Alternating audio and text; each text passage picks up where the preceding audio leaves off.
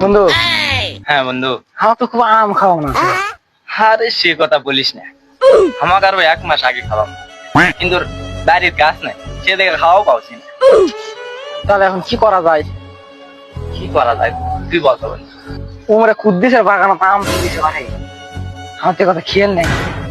তাই নাকি? সেই আম ধরেছে। তাহলে তো আজকে আম খাওয়া হবে বন্ধু, আজকে যেভাবে কুদ্দুসের বাগান থেকে আম পাবো। তুই খালি আমার সাথে থাক, চল। হ্যাঁ, আজকে দুই বন্ধু শান্তি করে আম মাখা খাবো। বলেন কি? আজকে আম পাড়াই লাগবে, যে করেই হোক। আম পার মধ্যে ছাড়মো, এতে কি হয় হোক। শোন বন্ধু, আমি আমগুলা দিমো, তুই ভালো করে থাকবো, কেউ আলে দৌড় মারবো না, আমি তো আছি। কিরে বন্ধু, আর কত দূর? এই বন্ধু, আই দেখ আছে।